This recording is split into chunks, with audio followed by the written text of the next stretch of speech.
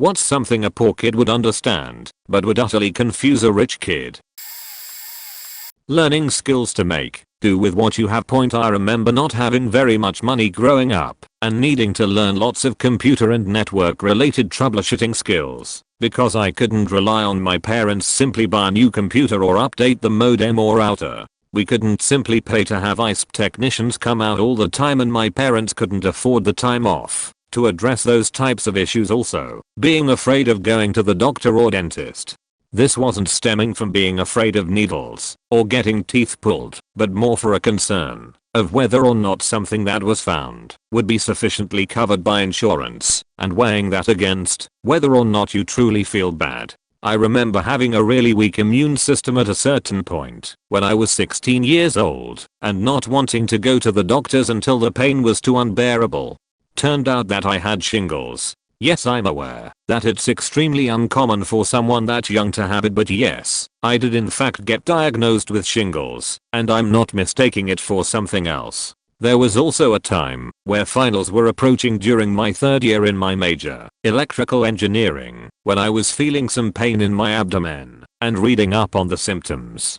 I foolishly decided that my self-diagnosis was sufficient and stayed home to tough out what I suspected to be a kidney stone rather than see a doctor, because I figured that they'd expect me to pass it on my own anyway. I ended up passing the kidney stone halfway through finals week. As someone who grew up in an environment that disincentivized the usage of healthcare, I really have to be mindful to make full use of it now that I'm older and maintaining my health matters more. It's crazy how much small things matter when you're poor and how little thought you are able to put into them if you're financially stable. Doing all your own work on your house and learning how to do all this work on your own. Bathroom leak. Dad learns how to do basic plumbing. Need to do some basic wiring. Dad learns basic electrical. Need to add a new addition to the house. Dad learns basic carpentry. Need the roof reshingled. Dad learns how to reshingle a roof broken window. Dad learns how to install new glass or replace an entire window. By the time I was 12, I was learning how to do carpentry, mechanics, wiring, plumbing, construction, landscaping, metalwork, welding, building, renovations and repairing. I learned how to drive a truck at 13, tractor at 14 and heavy equipment at 16. By the time I was 20, I could fix and maintain anything in my own house. By the time I was 30, I could literally build an entire house and everything that goes with it on my own. I wasn't the best, the fastest or the most efficient, but I could do just about anything with my own hands. I grew up in a remote native community where we had no easy access to construction workers, plumbers, electricians, or mechanics. We had to learn how to do all these things on our own. It's amazing what you can learn to do when are forced to. I grew up in communism, and let me tell you, Romania in the 1980s would confuse most of you. Hot water stopped running after 9 p.m. No hot water between 9 p.m. and 6 a.m. next day. Hot water between 6 to 8 a.m. and 3 to 9 p.m. on most days, except Saturday/Sunday. We did not have 2 days off every weekend. We went to school Monday through Saturday. Every second day, I would wake up at 5:45 and be in line at a shop about 500 meters away from my house to buy milk. The queue would be variable, but some days the milk would finish before I got a chance to buy it. Shops did not have milk, butter, fresh bread, the basics at random times. In the evening, electricity would turn itself off, and sometimes it stayed off for hours. This was part of our dictator's plan to save energy. It got so bad that, as a med student, because I had to study for exams and refused to do it by candlelight, I wasn't going to fact my eyesight for that. I made a chart with times and regions where electricity was cut for about a month.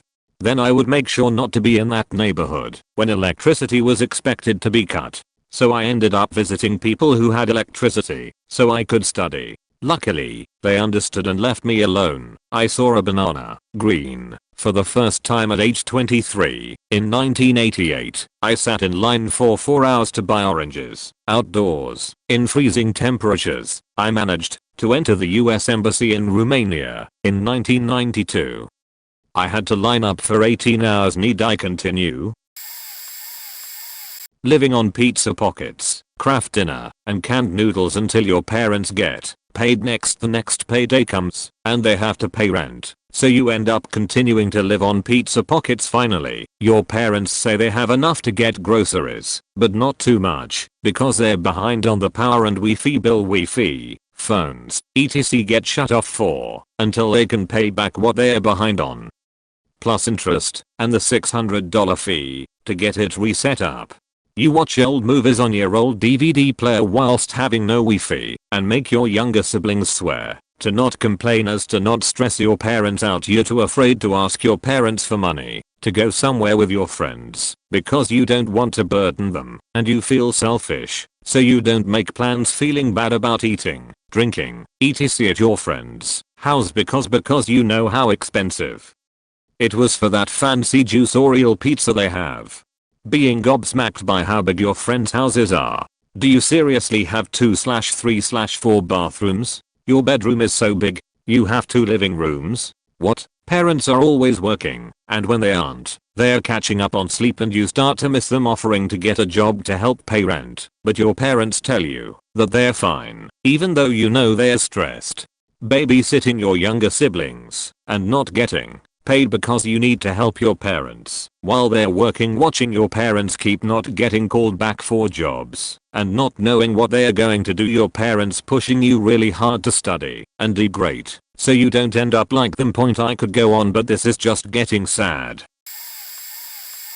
I honestly never understood that people had legitimate struggles, legitimate possibilities of not being able to pay their bills, or that their normal way of life would be threatened. I always just assumed it just works out somehow, no matter what. I grew up thinking I was poor, honestly thought we lived on the low end of the economical standing. I thought there was no one poorer than us. My parents owned 2 homes, rented one out. We lived in a beautiful neighborhood in the nice area of town. We always had the same amount of cars as drivers. My sisters shared a room when they were little, but only so my dad could have an office. And once they were a little older we all had our own rooms. We always had full bellies and home cooked meals. Each kid got like 25 gifts on Christmas. I heard my parents get worried about money from time to time, but I always assumed everything worked out for everyone, because it always worked out for us, and it never affected our lives. Nothing changed, not even our annual family reunions, which had to have costed upwards of $5,000 for the whole week. This coupled with the schools we went to made me think the way I did. My parents paid for 3 kids to go a private school that costed around $15,000 a year per kid, and the caliber of people around us is what made me feel poor. We went to Bishop Gorman High School in Las Vegas. They have the best sports teams and sporting amenities in the country, and were supported by the most powerful families in Las Vegas, so anyone who was anyone sent their kids there. A lot of celebrities would move to Vegas just to send their kids there so they could get a chance to be molded into professional athletes. It's crazy how many pro athletes come from that school. Everyone around me was millionaires or billionaires. I never really knew anyone more poor than I was, because our elementary school was on the same caliber as our high school. I realize now that we were actually upper middle class. My parents were on the 6 figures spectrum. The only reason my parents ever did have money concerns was because of the importance they put on our education and how much they paid for it. It wasn't until faking college that I realized how wrong and truly ignorant I was. I saw that most people were less fortunate than me. Faking blew my mind. It was like opening a door you never even knew was there that exposed a whole other section of your house. It really made me realize how easy it is to be ignorant of other people's struggles. You could be a perfectly decent person and still be literally incapable of even realizing you're ignorant of someone's differences and hardships. Living in a 1-bedroom home. You share the bedroom with your sister and brother, and you all sleep on a single giant mattress. Your folks sleep in the living room on the sofa and the one roll-out bed on a wire frame. You can't even get dressed after a shower without being rushed to finish, so that the next person could either use the bathroom or be able to change in privacy. So I also grew up in a household where daily morning showers seemed foreign until I reached junior/senior year of high school. The thought that other kids acted like they actually owned their rooms, and it wasn't just a nice space their parents allowed them to sleep and study in, had an expectation of privacy, and just casually talked about leaving their room cluttered messes, always seemed outlandish and bizarre to me. Especially the idea of kids who just go out and have fun yet who don't make their beds, and have the audacity to leave dirty clothing lying about, and act offended if their folks walk in on them doing something inappropriate. My mom was a maid for a while and casually mentioned cleaning the rooms of such young women who were in their teens. I'm an adult now, and to be honest, I still share a bedroom with my sibs, but at least we all have our own separate beds now. We moved to a multi-family house with more bedrooms and lots of privacy, since sister loves to go out a lot, brother only visits when he's off from college, and the bathroom is conveniently close to where I can retreat to the bedroom and dry off from a shower and take my time in getting dressed and can even lotion up. I can only hope I stay true to my younger self and continue living simply and as clean as I can try. Living with broken windows, unhinged doors, broken lights / fans / etc. because repairing them would be too expensive, never inviting people over or having a sleepover at your house because there wasn't enough space / beds in the house and it was too trashed / shitty in general, getting excited when your parent takes you to the thrift store to pick out 1 or 2 clothing items once a year because buying new clothes was never an option, only drinking water on the rare occasion you went out to eat. Bug problems, no cable TV meant being made fun of for not being caught up on the latest shows and movies, as well as for not understanding references to the movies everyone else was raised on. Trashy car ceiling liner had peeled off, one window wouldn't close all the way so the 2-inch tall crack had to be covered with duct tape so bugs wouldn't crawl in. Going hungry at night because there wasn't any food in the fridge, point having to use decade-old phones because the newest models were way too expensive, point couldn't afford braces, so the miselegant crookedness of my teeth was ignored and got worse. People that can afford braces are incredibly privileged, point birthday parties didn't exist. Presents were from grandparents only because parents couldn't afford. Not knowing what it's like to fly on a plane, point that notebook. I'm pretty sure every poor person knows what I'm talking about. Your parent had a notebook where they wrote down and planned their finances extensively, down to every last expense and item, point, and possibly the worst, hearing your parent cry over finances late at night when they think you're asleep. I've lived all my life in a middle-class family, but both my parents grew up very poor, so we live very frugally. Point I see my friends in similar households use the newest iPhone, buy brand new clothes, drive a different car every year, buying each person a different subscription plan so nobody has to share, and so on. Point meanwhile I use an iPhone 5s, and I got it for less than $100 a few years ago. My sister, mom and I share a phone line to save money, and we use a single Amazon Prime student account. My aunt lets us use her Netflix account, and we don't buy cable, along with things like YouTube Red or Spotify Premium. We never buy apps if we can use the light version or just watch ads. This saves over $100 per person per year, aside from very few items. Underwear and socks I get off brand at Target, and suit jackets, since I actually buy those new most times. I take pride in getting all my clothes second hand. I get my shoes from a local used show store, and most, if not all, my shirts and shorts I get from Goodwill and Savers.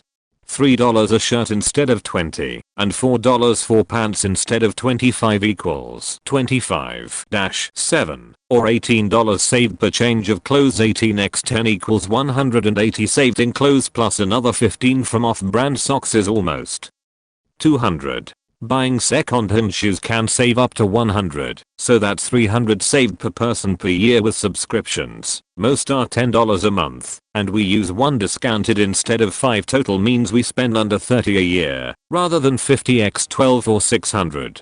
Finally, buying the rest of your tech used, including earbuds, since you can change the caps, has saved me easily $200 is the past 6 months. I bet at my rate is saved $500 per year in total. You can save $300 by sharing accounts or watching a few ads, $500 by purchasing second-hand gadgets, $100 by sharing a phone line, and another $300 by purchasing clothes used. That's about $1,200 per person per year, and in a family of 7, this totals to $8,400 in total savings.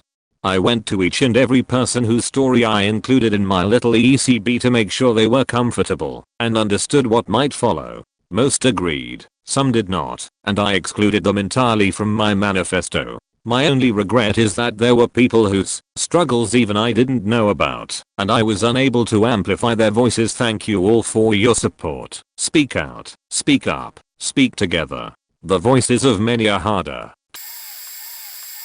When I was in elementary school, my mom qualified for many welfare programs because I have cystic fibrosis and she often needed to take time off to take care of me when I got sick. She and my dad divorced when I was a toddler, so she's been my prime carer, while my dad sees me once every 2 weekends or so. After elementary school, some new treatments came out, which made me a lot healthier and stronger.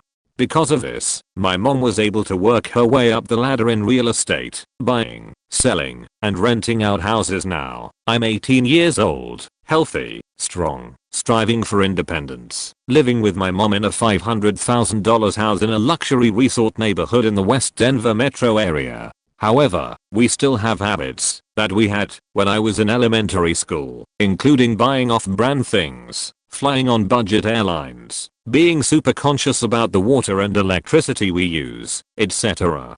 Meanwhile, we are living in a neighborhood where most of our neighbors drive BMWs, Corvettes, Maseratis, etc. and are super snooty. Point, it's really weird to have so much change happen in our lives in less than 20 years. My mom used to have to plug in her car battery to an outside outlet overnight, or else it wouldn't start, when I was a baby. And a few years before I was born, she and her mom used to sleep with cold water bottles because they didn't have the money to run at all. Having 3 sweaters and needing to rotate them through the month. Then being told by other kids that you always wear the same stuff. They didn't understand that sweaters have to go in the laundry in time because your family can't afford to put on the heat until it's 15°C/59°F or below inside the house. So you wear the same sweater every day for a week and get very upset if there's a stain on it because now you have to wear it for another 5 days and it has a stain on it. But your house is too cold not to wear a sweater and at least a blanket. And your bedroom especially, because the radiators in all the bedrooms have been turned off to save money. So you sit in the cold and do your homework under the covers, all the while your classmates are wearing t-shirts to school. To this day I have an obsession with having enough blankets. Point, on the lighter side of this, my brothers and I used to play glue. We'd build a hut out of blankets, a table and chairs, then get in there to play. It was way warmer in there than the rest of the house, so we played all sorts of games in there. We'd even do our homework until we were teenagers. One of our igloos stayed up all winter. We even decorated it for Christmas. My dad put Christmas lights under the table to light everything up. It was really cozy and nice. My parents were great for stuff like that. My mom would read us stories. We'd all be poking our heads out from inside the igloo, everyone laying next to each other. We'd have our pillows under our chest and my mom would just read us books. She read the entire Harry Potter series to us. We each had a dedicated color-coded sippy cup that my mom would fill with tea or something else warm. So if it spilled it wouldn't be too bad and the blanket just had to dry a bit after being spot cleaned. One day I hope to play glue with my kids. But without the cold obviously. I went to a technical school for my senior year of high school for culinary arts. My grandparents are a bit better off than me, and my mother are, so they helped us with the uniform costs. I didn't have a winter jacket, so I would just come to school in my uniform, which meant waiting for the bus at the bus stop in the morning to take me to the high school, where I would wait for another bus to pick me up and drive me about 30 to 45 minutes to my campus. Here in my state our winters can get down to single digits and even negatives with wind chill, and a chef jacket really isn't great protection from the cold with as loose as it was. I want to say about a week or so after Christmas I came into class and a jacket was on the spot of the table where I normally sat. I thought it was someone else's, so I moved it to the side. The chef instructor comes up to me and tell me I forgot my jacket. And me being thick as ever responded with, "Oh, that's not mine, I think someone else left it." She kept insisting that it was mine and I would deny it for about 4 or 5 times before it dinged in my head and I realized what she meant. She and my other instructor bought me a really nice strong winter jacket, the kind with a canvas-like exterior and wool interior that the kids in construction would often wear. I still have that jacket and use it whenever it gets cold. It means a lot to me, and thinking about it nearly brings me to tears. I grew up varying from lower middle class, when my dad was out of a job, to just plain middle class. My parents sacrificed a lot to make sure we went on vacations and that we went to Catholic schools. Public school sucked in the city I grew up in. Because I went to Catholic school, I grew up with a lot of upper middle class or upper class friends. Even now at 33 I resent some of the differences between us. I'll list a few things that stand out in my memory.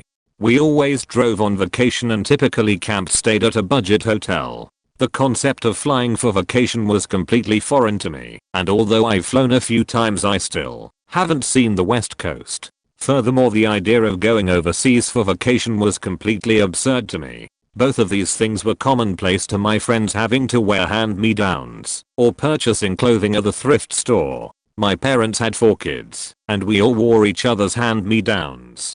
It was a rare occasion that we would buy new clothing instead of going to the thrift store. When we did buy new clothing, it was nice clothes for special occasions and not daily wear generic store brand everything. Especially cereal and soda, when we had soda, being invited to go on vacation with wealthier friends and having to turn them down because my parents couldn't afford to send me. Same goes for school trips and even hanging out with people on the weekend.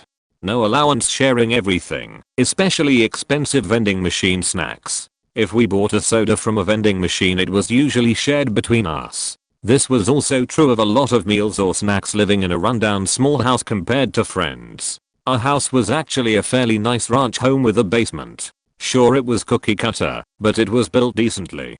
Problem is that as things broke over the years, my parents couldn't necessarily afford to fix said things. So we had a basement running almost entirely on extension cords. That's not even mentioning that some of my friends had houses that had basements larger than my entire home. No cell phone till college. Okay, yeah, this is partially because I was born in 1985, but plenty of my friends had phones before college, and I was only allowed to use mine for emergencies.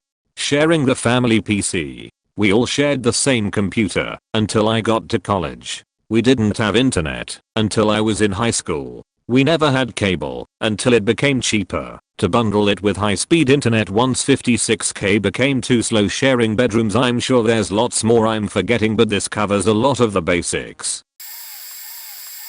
Some things I'm reading in this thread is just for all families, rich or poor, like running in the sprinkler, not traveling abroad. I grew up middle class. Lot of families don't travel abroad because it's just too expensive. Every look at how much it would cost to fly to London, around $1,300 for one person. Now make it a family of 5. Reading this thread, it's great to see me and my husband are not that poor.